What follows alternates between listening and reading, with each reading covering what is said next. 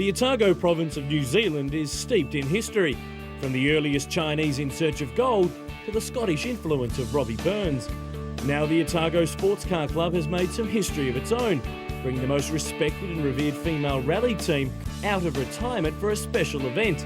An event renowned for being one of the very best classic gravel rallies in the world. Come on, baby, how about we just drive? This is the Dunlop Otago Classic Rally for 2008. Just drive, even get away. Just drive, run away. Michelle Mouton has been drawn out of retirement by her former co-driver, Italian Fabrizio Pons, who got a taste for the Otago Classic last year, sitting alongside Alex Fiorio. It was no mean feat though. Organisers all over the world have been trying for 25 years to lure her back behind the wheel, but without success. You know, Fabrizio pushed me very hard to come back because I don't want to drive anymore. And but to come to New Zealand, it was really a good time when I was here, and people are very nice. And here I have the opportunity with the team Rosendal, who has been really fantastic to me, to give me a very good car and to treat me like a queen, and it's really nice of them, and really I appreciate the way people here treat us, and I hope we will have a great time tomorrow. And for New Zealand's fastest female on four wheels, it's very special. Yeah, it's very cool to finally meet Michelle in person. Yeah, everyone knows Michelle Mouton, to actually meet the lady is very special. I think it's fantastic because Michelle's proven that it can be done, that women can beat men in the sport, especially at the top level, world class. So yeah, she's really set the benchmark for women in the sport. The car Mouton will drive has previously carried some top international names to victory. Jimmy McRae, Juha Kankkunen, and most recently Pasi Hagstrom, but always as a right-hand drive. Michelle would only come to New Zealand if it was left-hand drive. We offered her the Porsche and she said, no. I drove an Escort Mark 1 in Safari. I want to drive an Escort Mark 2, I've never driven one, but I will only come if it's left-hand drive. So we made the right-hand drive car a left-hand drive car. Dual Otago Classic winner Pasi Hagstrom from Finland is also back, but this time the former WRC test driver is in a Porsche 911. I think Michelle wants to drive the Escort, and at least they have done it also left-hand drive, so I wouldn't have really liked it to drive it, but okay, it's a new challenge. It was planned already 2006 me to try the Porsche. That time Alex wanted to drive a left-hand drive car, but we will see. It's a new challenge for me also to try the Porsche. From Australia, a dozen entries will make a field of 50 classic cars. Keith Callanan has campaigned Dunlop Otago Classic for several years in a V8 Monaro, but this year has swapped the Roaring Lion for a blue oval. But isn't he a Holden dealer? Yeah, apparently, but a retired one. So why the change, KC? Well, we want to do Silverfern, and in their newsletter it said that the Monaro wouldn't fit across some of the bridges that they had, so we decided to buy an Escort, run Otago, leave the car here for Silverfern. And representing New Zealand is last year's winner, Dean Buist, lining up in a Toyota Corolla. So where's his BDG Escort? Well, we sold our engine to KC for his car, and then we sold our car after the rally. So we had this car that we used to run with an Evo motor, so we decided to put the BDA into this because it was just, easier, but it just meant it could stay there and we'd keep using it, So. The hard way to defend a title? No, it'll be fine. Well, you won't beat Pasi anyway, so it'll be good. The Otago Sports Car Club knows how to turn on a great event, and organisers and local competitors alike are proud to be hosting this international classic rally, not the least of whom, quality pre-loved car salesman Mark Lawton. He knows why he's in this event. We're just out to have some fun. We would like to spray some stones and just have a great time and make some of that good V8 noise. Lawton added 4 cylinders to this traditional English family car and made himself an entertaining rocket ship. Maybe not as a winner over the line, but in the hearts of the spectators, a definite winner. But no one knows V8s like veteran racer Trevor Crowe. Crowe's R&D probably matches most vehicle manufacturers, having grafted countless V8s into the most unusual body styles. And his Skoda is no exception. For me, building the car is a big part of it, probably almost more than driving it. And then making it work, and then, actually driving something you built yourself is great. Several of the Kiwi drivers are also competing in the National Classic Championship, so their priorities will be divided this weekend. The best of them, Bert Murray. It's a fantastic event. It's the best classic rally in the Southern Hemisphere, but it's hard for us. We're doing the New Zealand Championship as well, the Classic Championship. So we have to concentrate on it as well. But, you know, we try and do the best we can. We got third here last year. And if we can achieve somewhere in the top 5 again this year, I'll be happy and get maximum points for the New Zealand Championship. The job of rallying gets underway at headquarters outside the Southern Cross Scenic Circle Hotel in the centre of the city. Special Stage 1 begins south of Dunedin near Milton, winds its way across Akator Forest Range to Tyree Beach on the coast. While it's not raining, the roads are a telltale for the wet of the past week. It's a hell of a way to settle in to a weekend of rallying. Aussie Michael Bowden is one of the first to make his co-driver nervous. Oh mate, this is all over the place. But the visitors don't have it on their own. Championship contender Rob Wiley has a moment or two in the slippery morning conditions. Ooh, let's get on the road. But he does pull in Ewan Fuge in the 28-kilometre first stage. 5 right tightens to 4, 60. At the sharp end, Hagstrom quickly comes to terms with the Stuttgart Stormtrooper. Finishes 8 seconds clear of Geoff Judd from Christchurch. Judd won this event a decade ago. He's realistic about the reality of a 2008 win. I'm not sure about just with straight out speed going head to head, and maybe if the other guys have some bad luck or whatever, but it'd be nice to be in the top few chasing Pasi and Dean anyway. Dean Buist is 4th fastest through the first stage behind Richard Kelsey, who was a surprise appearance in the top 3 early on. No matter how good a rally driver, there are some things that stop even the best. Stepping into a rally after 2 decades is a big call, and Michel Mouton and Fabrizio Pons have had their work cut out for them coming to terms with the Rossendale escort. But add to that a puncture mid-stage, the chances of a podium finish quickly diminish. No, it was okay, except that the first one we had a puncture 10 kilometers before the end. We hesitated, but finally we decided to continue. But of course, you know, to steer on the left side was very difficult, and then the second stage was quite okay for me. But the notes are, you know, you have to trust the note, and this is the most difficult part. No, it was a good idea not to change it.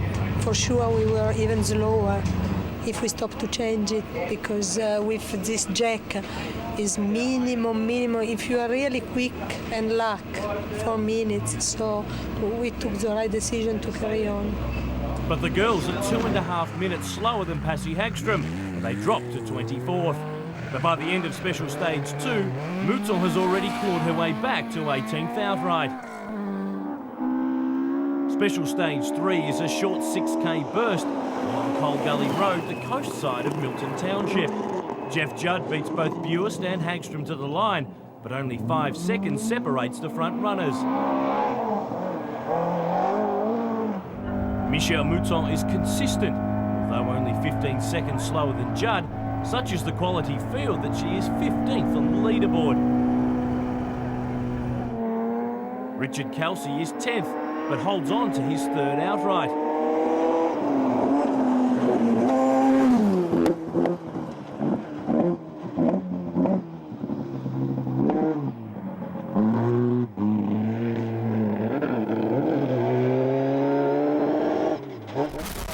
Mark Lawton's expectations this weekend certainly don't extend to a podium finish, but he's giving it his all, and more anyway.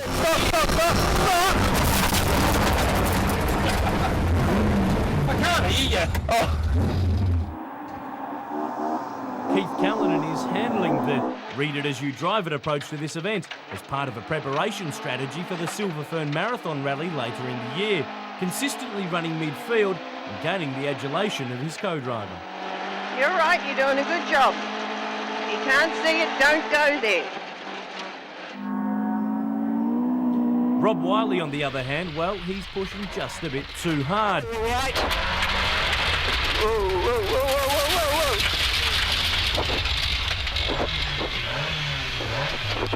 whoa. Easy.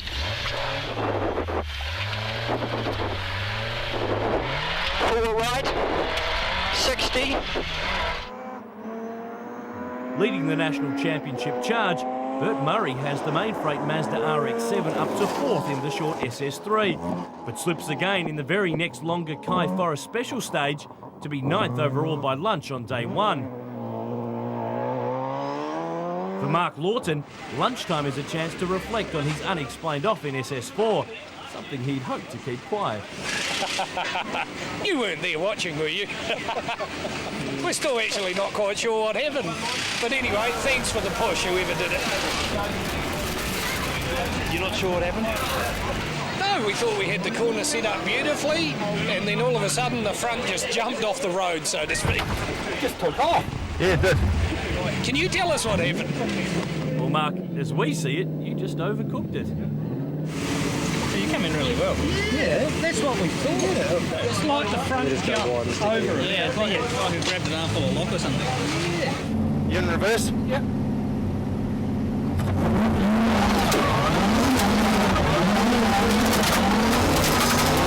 Let's go.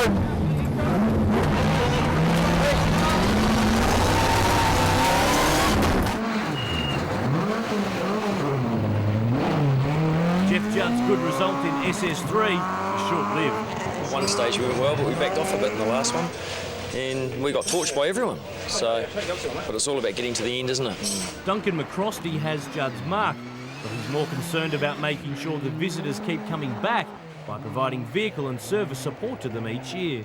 We kept doing it when some of the entries numbers were a bit low, and it's really picked up now for over 100 entries, and we've got another car releasing for an Australian, and we're looking after 2 others, so it's all go. Local Tony Johnston has a souped-up Ford Capri, but it doesn't sound much like a V6. It's got a 302 Windsor in it. It's got a shift-kitted auto in it, so it's just like flicking a switch, basically 2nd and 3rd gear once you're away. Pretty standard motor, but it's just built to do big skids and sound good, and it's a heap of fun. Good local roads, any local advantage? No. Well, everyone does pace notes and recce, so no. There's a wee bit but Warry Flat, that's the advantage probably, because we've used that so many times for hill climbs and rally sprints. Special stages 5 and 6 are repeats of the first 2 stages this morning. While rallying is all about racing other cars, this is the chance to better your own time.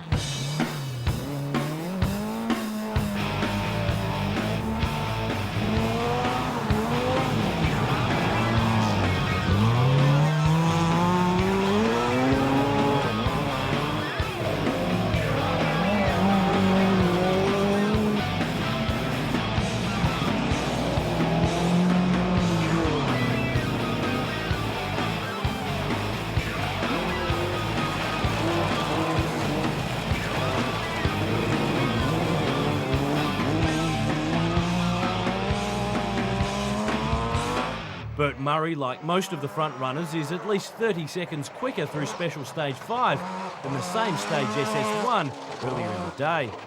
Without the morning fog, most times are quicker, but by Murray's own admission, it's been an average day at the office. It's been okay, it's been a tough day. I haven't been driving very well at all. The last 2 stages probably been reasonable. Been on the pace, but it's just one of those days I just haven't been in sync with the notes, and we had brake issues. As you can see on the back there, we're still cooking them up a bit this morning, and I just haven't had my mind in it really, but we're still going and battling away and enjoying it. That's what it's all about. Murray's partner Deborah Kibble, driving the ex-Ross Dunkerton Mitsubishi Lancer, has finished her first full day of rallying since crashing the car just 3 weeks earlier. The reshelled Lancer is delivering the goods, and Kibble has lost little confidence. Those last 2 stages, we had issues on the first 2 stages the first time around, so we really enjoyed it that time. Geez, it's a bit rough in there though.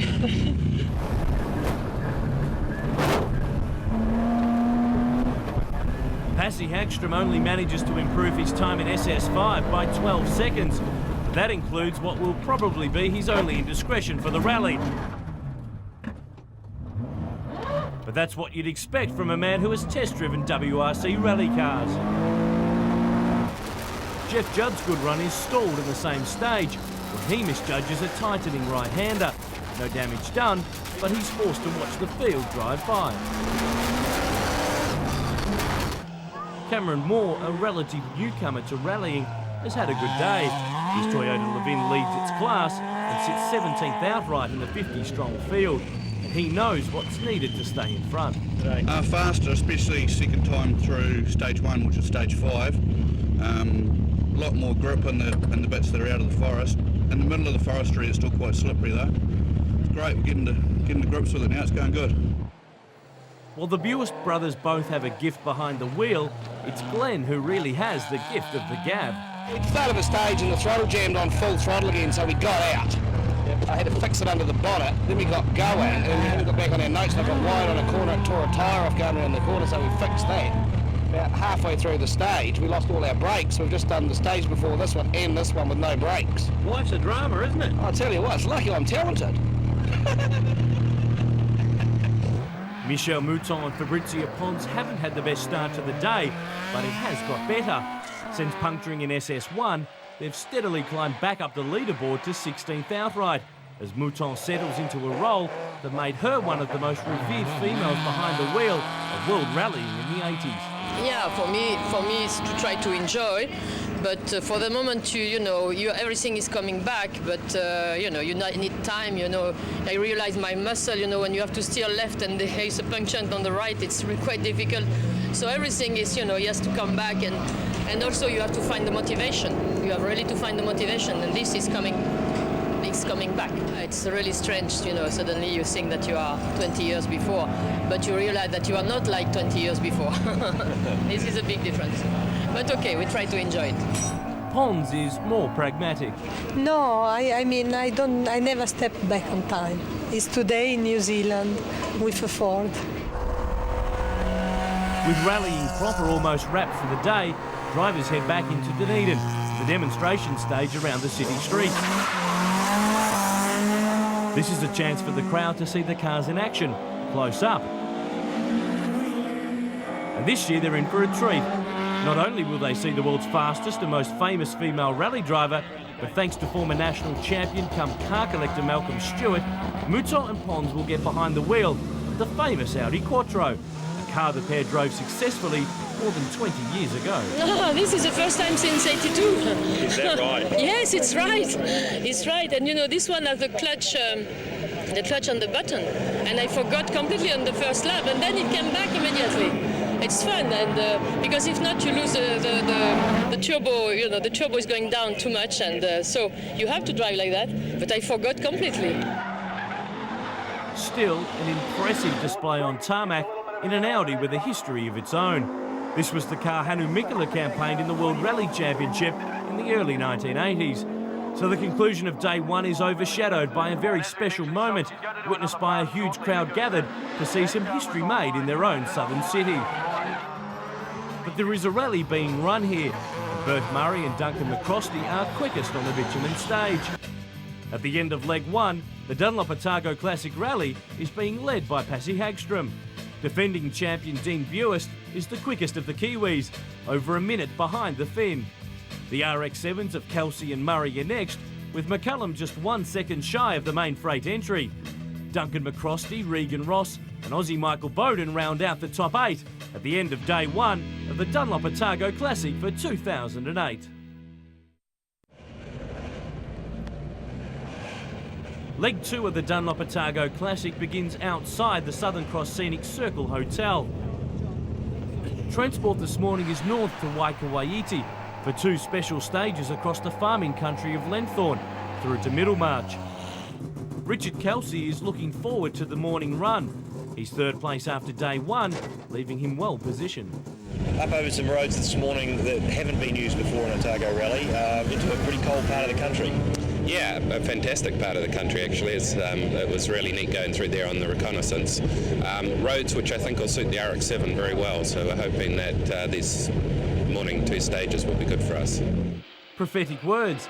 Kelsey crashes out early on the 29-kilometre stage. Yep. Big crash. He's all right though. Yep, 180. But Glenn Buist is first on the scene, and the sight of the co-driver leaning in through the open door leads him to believe they are okay. But it's a different picture for the next car on the scene. Who is it? Oh, I guess so. We haven't seen anything. Help, they need help. Next to arrive, Rob Wiley and Paul Turner. Are they all right? No, they're not all right. Within minutes, paramedics arrive and both are airlifted to Dunedin Hospital for observation. As a result, SS8 is downgraded to touring only, and the remainder of the field files through to the start of the next special stage. Michel Mouton moves up 2 more places outright after the short 9-kilometre Moonlight stage. The retired rally ace showing the skill that took her to the pinnacle of world rallying. The other international, Pasi Hagstrom, has cleared out from the field. His expertise is obvious, and he again shows the field a clean pair of heels. Pasi's faster than us, as we knew he would be. So now it's just a matter of, keeping some good times, and Groove I think's third. So just keeping enough on him, and not getting too demoralised by Pasi when he smokes you. Rob McCallum, Groove to his mate, is in one and has been making his presence felt. We went into today 1 second behind Rob Murray, and I think we took 14 out of him in that first stage. I don't know what he did now, and also, unfortunately, the guy in RX7's had a bit of an accident, so we've gained, well, at least 1 place anyway, so yeah, that's good. I'll just try and keep it going like we're doing, sort of nothing special. So.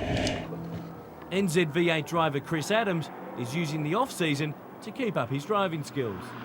We thought we'd try and keep match fit over the winter, do something a bit different, so we've entered our first rally ever, and really enjoying it. Unusual car to do it in, almost a bit Trevor Crow inspired. Yeah, no, this one was originally built in Christchurch, but yeah, it's Rover pad, the 3.5 litre V8, so I like V8, so I thought I'd try and stick with them, so yeah, it's a handful. Any advice you're going to be able to take back to the NZV8? Probably none whatsoever, it's just good having no one banging the doors of you, actually, it's a bit different. Cameron Moore has his own skills on show. His Ballinger Toyota Levin is currently leading the under 1700cc capacity class as the Classic heads back to the Waipori Dam special stage. We did that stage last year, we ran it in reverse, and it was one of my favourite stages, real nice, tight, twisty, flowing public road. Yeah, it was a great stage. I've never run it this way, so it'll be interesting. Just that rain and you have ingredients for a spectacular special stage alongside the Waipori River. Trevor Crow is revelling in the wet conditions. His V8 Skoda power sliding through the mud and slush that is Dunn special stage. It's that 50k when I was just getting warmed up. Yes, excellent. Rough, like puncher territory, so you got to drive around the big girlies, but it's fantastic. Caught up a couple. You've been around racing on roads in this country for a long time, and probably nobody has more experience than you. Has it changed much in all these years? No, not a scrap really. I mean, there's a lot more money being spent, but the grins on the guys' faces at the end of the stages are around about the same. Yeah. Michel Mouton might not be leading the field, but she's won more than a few hearts here this weekend. As a wonderful ambassador to rallying, and without doubt has had a better second day. Yes, today I had a better feeling with the car and more fun. Today it was fun, really. The stages were good, and I was a little bit scared about my note, but finally my notes were very good. It's pity that we know it afterwards, but they were very good. So I start to enjoy more today. Pasi Hagstrom has been enjoying himself today as well. Stages reminiscent of home. Yeah, it reminds me from Finland, so really looking forward to go there with this car now. Bert Murray throws caution to the wind in the same stage, second quickest behind the Flying Finn, and fast enough to elevate him above Rob McCallum into third outright. Only one stage remains, Foddy Flat, usually the first stage of the Classic, this year the final stage, and run in reverse. No surprises for picking the fastest car, Pasi Hagstrom winning every one of the gravel special stages over the weekend. Even the efforts of the defending champion cannot stop the Finn's mark. And proving consistency is a key ingredient for a good placing, Regan and Nigel Ross will finish 6th outright, with no single stage finish higher than 6th. So from a field of 50 cars, Finland's Pasi Hagstrom takes out the Dunlop Otago Classic Rally for his third win from 4 starts, and all with co-driver Ian Miki. Dean Buist and James Bracefield are the first Kiwis home in 2nd place, with Michael Bowden and Helen Cheers the best of the Australians in 7th. So as the rally draws to a close for another year, records will reflect the highest entry level in the event's history. But more importantly, history will record the Dunlop Otago Classic as the rally that drew the greatest female team back together and out of retirement one last time. Mouton and Pons have done themselves proud, leaving an indelible impression with everyone that witnessed this special weekend of rallying. Here you are here for fun, you know, there is no pressure at all for championship or anything like that, so it's completely different. But it's nice to drive, you know, when you like to drive, it's nice to be back.